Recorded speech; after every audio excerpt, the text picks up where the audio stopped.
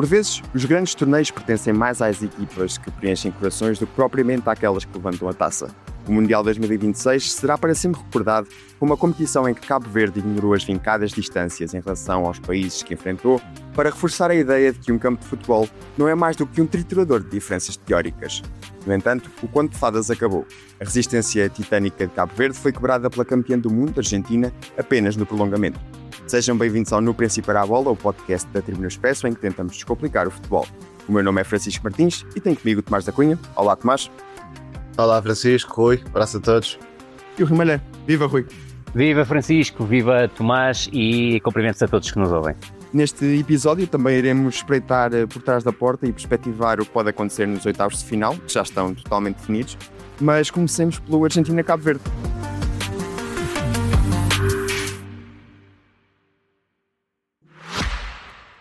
O Expresso tem uma nova subscrição que lhe dá acesso completo ao The New York Times, com atualidade, jogos, culinária e muito mais. E ainda aos conteúdos exclusivos da SIC Notícias, incluindo o Direto Vertical, a nova e inovadora emissão que se adapta ao seu smartphone. Subscreva em expresso.pt/digital. Expresso. Liberdade para pensar. Rui Malheiro, Cabo Verde, tal como desde o início do torneio, foi uma equipa realista contra a Argentina, ciente das limitações, com pessoas com uma disciplina tremenda e com alguma ousadia, como se viu no golo de Sidney Cabral. Acho que, acima de tudo, aquilo que assistimos ontem foi a uma seleção que nos encheu de orgulho, mesmo para quem não é cabo-verdiano, que é o nosso caso, ou tem alguma ligação a Cabo Verde, que é o meu caso, mas foi, sobretudo, uma vitória uma vitória, isto, obviamente, Cabo Verde perdeu o jogo. Mas uma vitória clara daquilo que é o futebol cabo-verdiano, o futebol africano e, sobretudo, também a lusofonia, porque fez-nos sentir todos um bocadinho daquilo que estava a acontecer. E isto traz-me memórias, eu sou mais velho que vocês, sobretudo aquilo que era o Euro 84 e Portugal diante da França.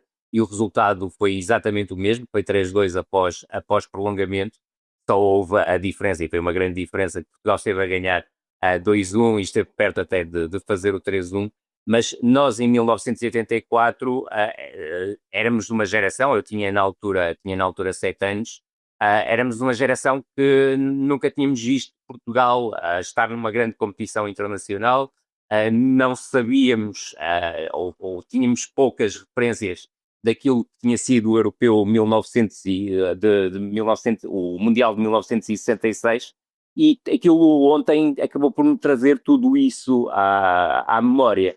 Nós falamos aqui muitas vezes da questão do jogo 1, ou seja, o jogo 1 diante da Espanha, Cabo Verde tinha praticamente jogado meio jogo, ou seja, o processo defensivo, e foi absolutamente notável a forma como defendeu. Mas vimos depois Cabo Verde no jogo 2 encarar a seleção do Uruguai olhos nos olhos durante muito tempo, ou seja, a mostrar a outra metade da seleção cabo-verdiana. Depois, no jogo 3, vimos uma seleção que sofreu para conseguir empatar com a Arábia Saudita, porque sentiu aquele peso todo que era a necessidade possivelmente de ganhar para ficar no segundo lugar. Não ganhou, mas ficou no segundo lugar. E depois, este jogo contra a Argentina, por muito confiantes que nós pudéssemos ser num desempenho magnífico de Cabo Verde, nunca esperaríamos a possibilidade desta seleção conseguir levar a Argentina até onde levou. E, no fundo, dizer que neste jogo, e muita gente esperaria provavelmente Cabo Verde vivesse claramente no processo defensivo, não foi isso que aconteceu, mesmo quando o jogo esteve 0-0. Cabo Verde quis e defendeu de forma extremamente bem conseguida a Argentina, principalmente fechando-lhe os corredores laterais. Não houve capacidade da Argentina para progredir por fora, e esse pode vir a ser um problema-chave da Argentina em fases mais adiante, mas, sobretudo, mesmo havendo Lionel Messi, tudo o que Lionel Messi envolve, tudo aquilo que Lionel Messi traz a um jogo de futebol e torna capaz de diferenciar o jogo, e sobretudo notar uma coisa: houve momentos em que se viu Lionel Messi claramente insatisfeito com o rendimento da equipa. Lionel Messi, todos sabemos, não é o treinador da seleção argentina, não é o selecionador da Argentina, mas é o capitão. E aquilo que aconteceu na primeira paragem, e estava 0-0, pareceu muito importante, porque vimos Messi a dialogar com Scaloni, muito provavelmente a debater assuntos sobre aquilo que estava a ocorrer dentro do terreno. E, sobretudo, vimos Romero a pedir para que a bola fosse picada para as costas da defesa de Cabo Verde.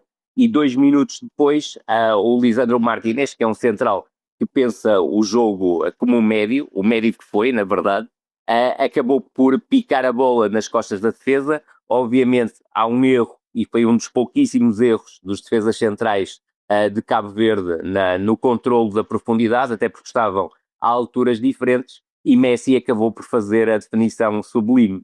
Acredito que a partir daí pouca gente acreditaria naquilo que viria a acontecer depois. E a verdade é que Cabo Verde, de forma completamente desassombrada, principalmente então a partir do início da segunda parte, não teve receio de uma seleção que acabou por estar um bocadinho, se quisermos, com alguma sobranceria do ponto de vista de abordagem ao jogo. E Cabo Verde, principalmente estimulando o corredor direito, procurou chegar à zona de finalização, teve dificuldades em fazê-lo, mas depois rubrica um golo que é absolutamente notável, porque é uma jogada de ataque posicional que começa no pico, e o pico voltou a ser, com exceção do lance do 1-0, fez um jogo absolutamente inacreditável, parecia um extraterrestre a cortar bolas, se fosse contra quem fosse, e sobretudo também em momentos a controlar a profundidade. Lança o Steven Moreira. O Steven Moreira estava a ser um jogador muitíssimo importante na dinâmica que a equipa estava a criar no corredor direito, mas invadiu o meio espaço, e depois há a combinação que permite, e com duas coxinhas ainda por cima, a combinação entre o Rian e o Rian Mendes e o Terói Duarte, permitiu a Cabo Verde fazer o 1-1. A partir daí, acredito que ligou o despertador argentino, que parecia só estar ligado para Lionel Messi, e a equipa da Argentina procurou, mas a verdade é que encontrou muito poucos espaços para conseguir definir, e a verdade é que Cabo Verde também não se remeteu a uma defesa porfiada, foi corajoso e audacioso nas substituições, ao refrescar a equipa com um pensamento ofensivo, até chegar ao prolongamento. No prolongamento, a verdade é que Cabo Verde acaba por ser traído por duas bolas paradas laterais, nomeadamente 2 pontapés de canto, acaba por marcar principalmente o 3-2 com grande felicidade, ou se quisermos neste caso, infelicidade por parte do jogador de Cabo Verde, que acaba por trair o Vozinha sem querer. Destacar obviamente no lance de bola parada do segundo golo, a forma como McAllister ganha o primeiro poste e a definição do Lisandro Martinez ao segundo poste, mas principalmente, e esse é o grande momento do prolongamento, é o 2-2 de Cabo Verde. Cabo Verde estava novamente instalado em ataque posicional, a fazer a bola circular com paciência para assaltar a zona de finalização. A bola sai da esquerda, vai ao meio novamente, volta novamente à esquerda, e o Sydney arrancou um golo absolutamente monumental, que depois teve uma comemoração que nos fez lembrar, obviamente, o futebol de outrora. Isto não é só saudosismo, é sobretudo a luta de um futebol puro, se quisermos, um futebol de rua, contra um futebol que tem quatro partes. E Sydney, ainda por cima, depois de marcar aquele golo absolutamente monumental, teve a feliz ideia de festejar o golo para a bancada à procura da sua namorada ou companheira, e ainda tornou aquele momento mais especial. Era bonito ver Cabo Verde levar aquele jogo para o desempate de pontapés da marca de grande penalidade. Claro que era. Não diria que seria injusto, mas a verdade é que venceu a equipa mais forte do ponto de vista individual, que tem um extraterrestre a jogar futebol, e, sobretudo, a Cabo Verde caiu de pé, tal como as árvores, e isso acho que é a imagem mais bonita deste campeonato do mundo até agora. Esse extraterrestre Lionel Messi, que no final, nas poucas perguntas que se disponibilizou a responder, criticou de forma fria a forma como a equipa estava a pressionar. Tomás da Cunha, obviamente esta disciplina e o aspecto mais defensivo do jogo era algo que Cabo Verde já tinha demonstrado noutros jogos, mas há ali um momento, especialmente na reação ao 1-0, em que a equipa consegue ter vários momentos de ataque prolongado e insistir, tanto que depois acaba por chegar ao golo, e nesse sentido há jogadores que se valorizam muito neste Mundial, Diney, Pico Lopes, Kevin Pina, com recuperações altas que podem depois manter a equipa em zona ofensiva. Sim, Cabo Verde não jogou este torneio da mesma forma, pelo contrário, e isso, em primeiro lugar, reforça as qualidades do Bobista na figura e no planeamento. Portanto, parece-me que sai realmente muito valorizado deste Mundial como um dos melhores treinadores da competição. Depois, Cabo Verde foi muito inteligente na figura do treinador, na forma como percebeu o jogo da Argentina, porque se nós repararmos até à paragem de hidratação, Cabo Verde esteve muito confortável, não atacou muito, mas também não sofreu quase nada, porque a Argentina é uma equipa que só tem praticamente jogo interior, bola no pé, e Cabo Verde deu uns metros à frente, aliás, subiu uns metros à frente, dando mais espaço nas costas, sabendo que a Argentina não tem grande ameaça em profundidade. Portanto, há aqui uma lógica de adaptação ao adversário que o Bobista conseguiu sempre entender. Depois há o tal momento, enfim, desastroso na lógica de jogo, que é a pausa de hidratação, e logo a seguir a Argentina percebe que Cabo Verde está a arriscar um pouco mais em termos de subida do bloco e permite ao Lisandro Martínez lançar o Messi em profundidade, num movimento raramente visto nesta fase da carreira do jogador argentino. Mesmo assim, esse golo até foi interessante para Cabo Verde, não só para soltar a equipa ofensivamente, mas também para trazer uma sensação de dever cumprido à Argentina. E o resto do jogo foi de extrema passividade, falta de concentração por parte dos argentinos, contra Cabo Verde, sempre a querer jogar, a arriscar algumas saídas de pressão. Até o próprio Vozinha, muitas vezes tentando saídas mais arriscadas perante a pressão adversária, e depois procurando ligar desde trás, ora com os avanços dos laterais, e o Sidney Cabral nesse sentido é um jogador muito atrevido, mas também com a procura dos médios. O Kevin Pina, quanto a mim, em termos de exibição global, ou seja, entre o que defendeu e o que atacou, foi o melhor jogador de Cabo Verde. Torneio sensacional do Kevin Pina, está para um bom clube do futebol europeu. Vamos ver se lhe batem à porta, mas estou em crer que sim. O problema de Cabo Verde foi sempre o último terço. Muitas dificuldades na tomada de decisão, algumas precipitações também, que impediram que a equipa marcasse mais golos. Mas na segunda parte, com a passividade da Argentina, consegue Cabo Verde marcar, numa jogada pelo lado direito, bem aproveitada pelo Leroy Duarte, lá está, o médio a aparecer na grande área, e isto meteu a Argentina em modo pânico, e foi visível.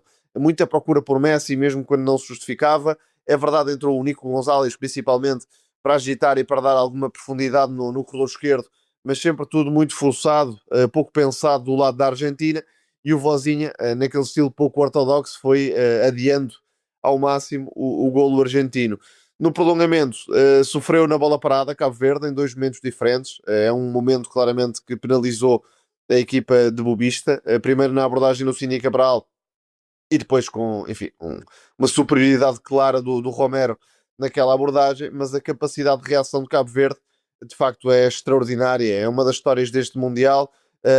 A superação inicial, porque estamos a falar de um plantel recheado de jogadores que atuam ou em ligas periféricas ou em clubes menores, com pouquíssima ou nenhuma experiência em competições internacionais e que foram crescendo ao longo do torneio, foram sempre desbloqueando novos níveis, novas histórias, não só o Vozinha, também o Diney, o Pico, o Kevin, o próprio Sidney, que tem quase um arco de redenção muito especial entre Benfica e Cabo Verde. Ficou suspenso no terceiro jogo, regressa contra a Argentina e não vamos esquecer, é essa a certeza que fica quando Cabo Verde cai do torneio e a sensação é de que podia ter dado mais, está tudo dito. Em relação à Argentina, futebolisticamente é óbvio que tem de melhorar, mas as eliminatórias não são repetíveis neste tipo de torneios e portanto, se calhar para a Argentina até é algo bom a tirar deste jogo com Cabo Verde, é que a equipa estava nas nuvens desde 2022 e agora vai ter de meter os pés na terra e focar-se na conquista do Campeonato do Mundo. Scaloni, que chegou aos 100 jogos pela seleção argentina e que diz que este foi o jogo que mais o marcou, e estamos a falar de um treinador que foi campeão mundial. Vamos lá ver se em certos momentos cheirou àquele jogo do Mundial 2022 contra a Arábia Saudita. Vamos ver se desta vez também é um encontro que catapulta a Argentina para o título mundial. Tal como tínhamos anunciado, os oitavos de final arrancam hoje. Uma das seleções a entrar em campo é a França, que certamente pensava que ia defrontar a Alemanha, mas na realidade terá pela frente o Paraguai. É mais uma oportunidade, Tomás da Cunha, para os gauleses seguirem com a sua marcha triunfante de desafogo? Eu não daria já a vitória à França, tenho salientado isso mesmo. Claro que é ultra favorita, não dá para imaginar outro cenário em que o Paraguai elimina a França, mas também era pouco provável eliminar a Alemanha. Claro que a França é superior à Alemanha, mas vai ser um jogo em que o Paraguai vai montar um autêntico autocarro à frente da área, a proteger os corredores laterais com os médios, que são na prática laterais. Por isso, vamos ver como é que a França vai atacar a grande área, porque sabe-se que no jogo aéreo o Paraguai levará melhor. Essas também não são as características do ataque francês, por isso vai ter de utilizar as individualidades e a combinação no ataque para tentar desmontar este muro paraguaio. Sendo que o Paraguai é um bloco baixo com algumas particularidades, porque vai ser uma equipa dura, uma equipa de muitos duelos individuais, sem problemas no corpo a corpo, na provocação. Cabe à França tentar desbloquear o marcador o mais cedo possível. E esse é o desafio psicológico que fica sempre em eliminatória. Porque as equipas superiores, quando sentem que as coisas não estão a correr bem, acabam por entrar em desespero. Isso também foi notório com a seleção da Argentina. Agora, a dupla Mbappé e Olise, particularmente, tem sido imparável. Mesmo Mbappé está a cumprir muito bem este papel de 9, que baixa muitas vezes para rodar e acelerar, ou para rodar e combinar. Depois, Inad Dembélé, vamos ver se voltou do E, ou se mantém o barco lá para este jogo contra o Paraguai. No meio campo, sabe-se que o Tchouaméni vai ficar de fora. E nesse sentido o Manu Koné pode ser um médio mais agressivo em termos de ruptura em condução, capacidade de remate também. O Tchouaméni não tem arriscado tanto como noutros momentos. Vamos ver, a França tem soluções para tudo. O Paraguai tem uma missão muito clara, que é manter o 0-0 até ao máximo, se for preciso levar para penaltis, e psicologicamente tentar crescer ao longo dos acontecimentos, mas obviamente é um jogo em que a França tem tudo para seguir em frente. Primeiro, de que a França tem convencido, não há dúvidas, mas até perspectivando eliminatórias seguintes, é assustadora a confiança com que esta equipa pode chegar no momento em que se vai cruzar com adversários mais competentes do que se calhar este Paraguai, mas tal como o Tomás salientou, este Mundial já nos deu muitas surpresas e não convém darmos como certa a passagem. O Tomás teve uma análise perfeita àquilo que será o jogo e pode ser um jogo perigoso para a França se tiver uma abordagem competitiva similar à que a Argentina teve diante de Cabo Verde, ou seja, pensar que o jogo se vai resolver e para se resolver precisa de acontecer o primeiro golo.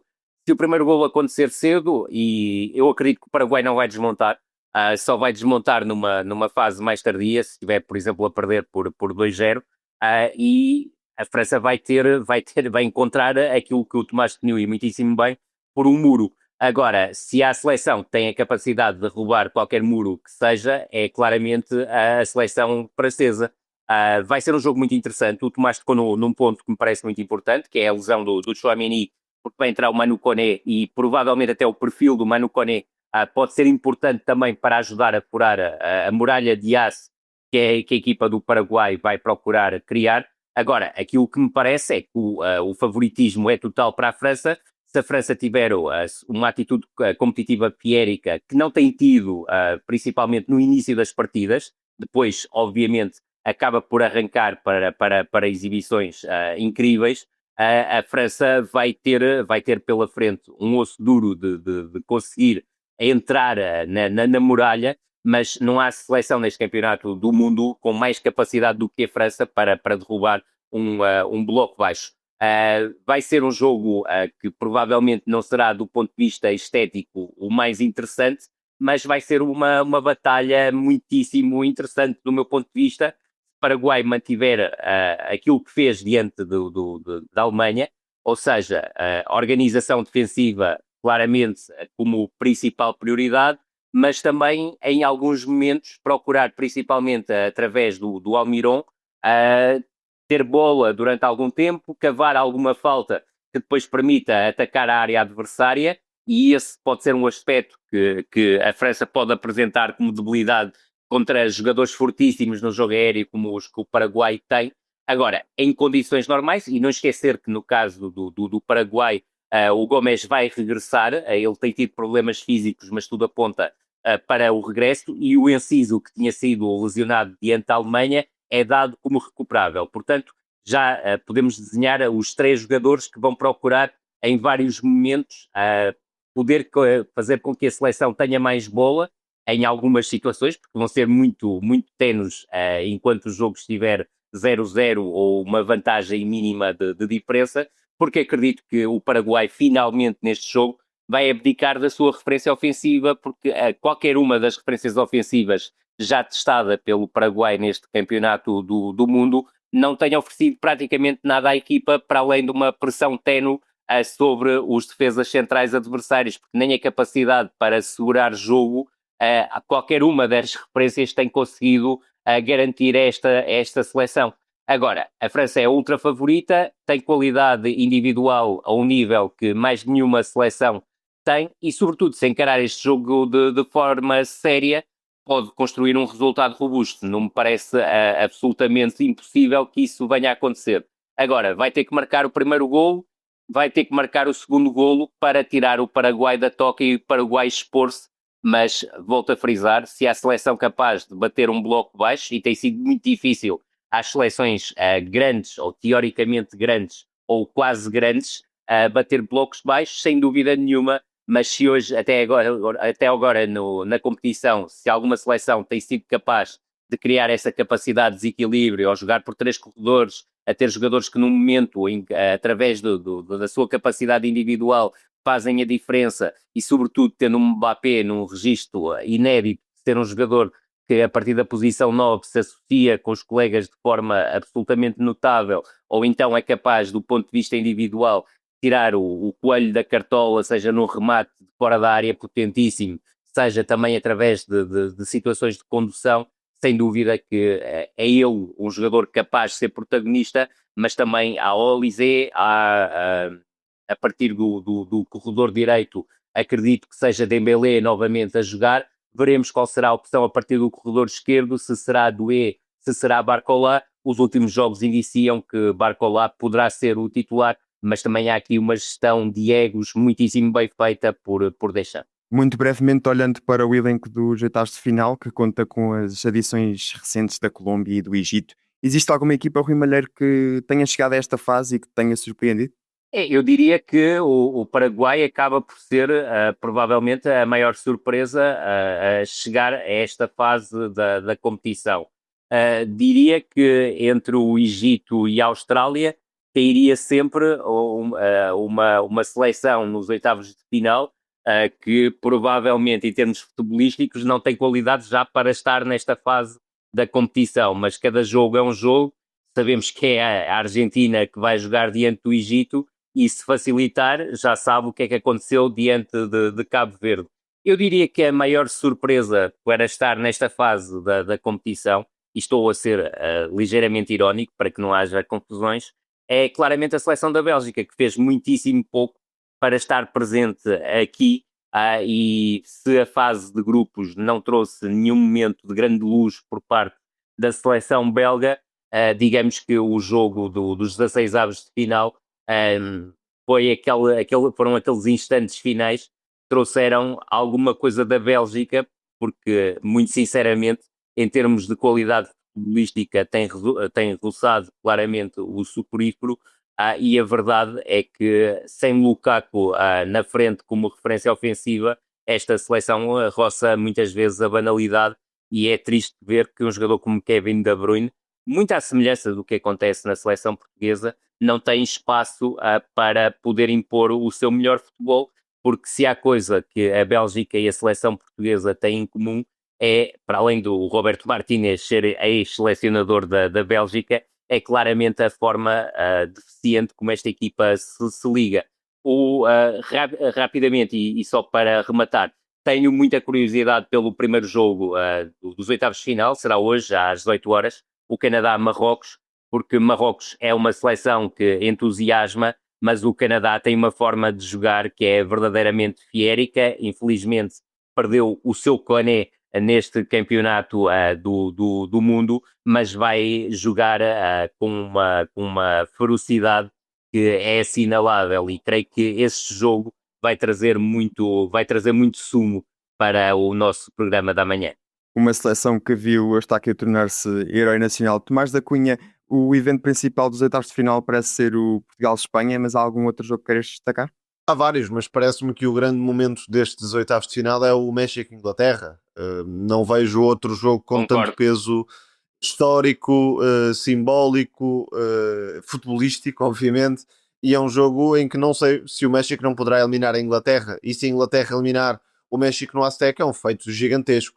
Portanto, acho que esse é o grande ponto alto destes oitavos de final. Há obviamente um Brasil-Noruega, por exemplo, também é um belíssimo jogo, mas não tem E o nosso o lado Portugal-Espanha simbólico também, não é? e de potencial histórico. E o Portugal-Espanha, claro, mas além desse, até diria que o Inglaterra-México, ou México-Inglaterra, em termos de entretenimento, pode ser melhor. Vamos ver. Eu concordo contigo. Terminamos assim o episódio desta semana. Aproveito para dizer apenas que esteve connosco na Sonoplastia o João Martins. Obrigado por ter estado desse lado. Até amanhã. Amanhã. Grande abraço a todos.